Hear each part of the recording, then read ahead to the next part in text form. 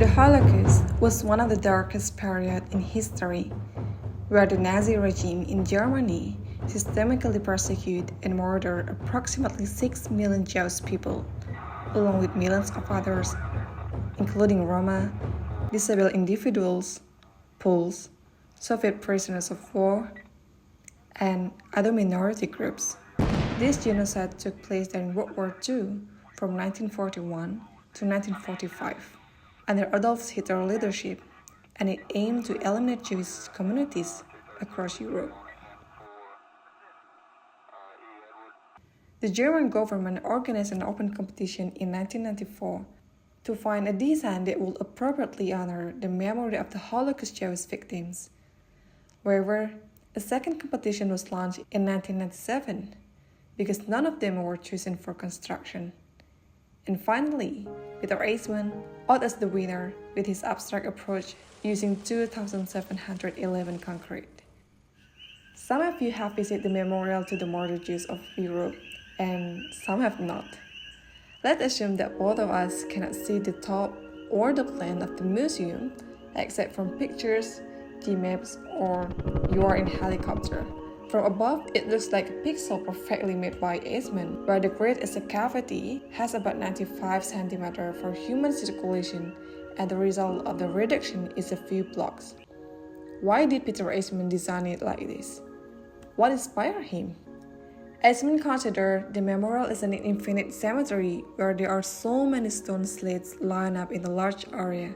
However, even though he didn't make it exactly, this is what makes the architecture look unique because of his design method and thinking. The blocks are made with a grid, then he reflects the incredible scale and gravity and then subtract the blocks from it. It produces an undulating surface which has different heights, which means it starts from 0 to 4 meter height. People will feel a different experience where they become intimidated as long as they walk deep in the blocks. They even got lost and trapped in their own thoughts. Yes, this is what Eisenman once allowed visitors to confront the norms of flaws in a personal way, without being directed toward a single meaning or story, and feel something personal and unique as they move through the memorial. Something interesting is we never saw vandalism here. Okay, we know that this is a museum and of course there is a rule. Usually people want to draw on any clean surface, whether their motivation sometimes. These blocks were made by anti-gravity coating, which is a coating that prevents gravity paint from bonding to the surface. Anti-gravity coatings make paints unable to adhere to the surface. Despite the blocks was designed no official explanation, it still needs space to represent or clear explanation of the history. So an underground room was built under the blocks. Peter Eisenman rarely investigated architecture as an autonomous discourse focused on its own interiority. He was always interested in phenomena external to architecture, such as politics, social condition, cultural values. He tried to displace form from its necessary relationship to function, meaning, and aesthetics, or we call it rain, without at the same time necessarily denying the presence of this condition. Even though the umbrella protects the building from rain, but the building is still exposed to rainwater on the ground. Eisenman's work focused on stripping away conventional ideas of logic and symbolism, replacing them with fresh rules and interpretations. On the memorial, I just tried to analogy it where he tried not to focus on the function of the museum or the purpose of the museum, where sometimes in a traditional way.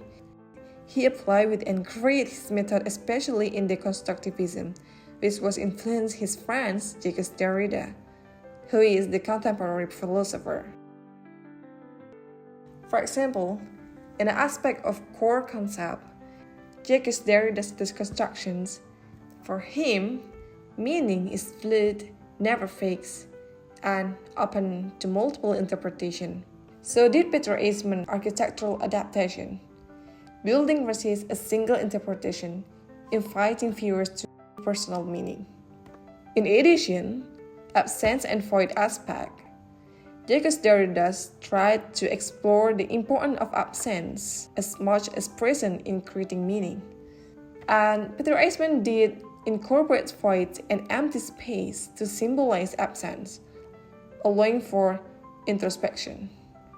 This is how Peter Eisenman designed thinking. He tried to produce memory in memorializing loss.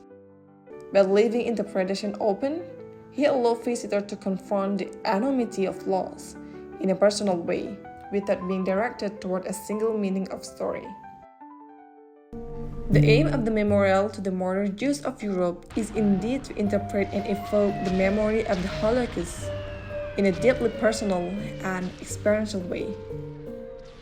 Both Peter Eisenman, who designed the memorial, and Daniel LIBESKIND, who designed the Jewish Museum Berlin, share a commitment to engaging memory through architecture, influenced by the Deconstructivist principle.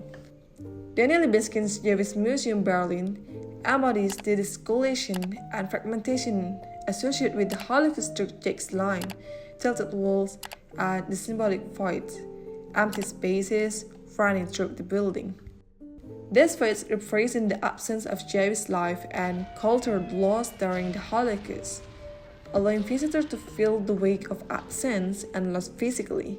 The building's irregular form and disorienting layout are reminiscent of Derrida's deconstruction philosophy, where traditional ideas of space, stability, and meaning are challenged to provoke a deeper emotional response.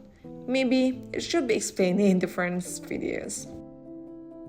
Deconstructivism is not only aesthetic choice, but a conceptual framework that allows for a personal and reflective interaction with history. By embracing ambiguity and challenging conventional spatial norms, both Eisenman and LIBESKIND use architecture as a means to interpret memory in a way that remains impactful and resonant. This approach makes their work a powerful example of how deconstructivism can serve as a bridge between architecture and remembrance.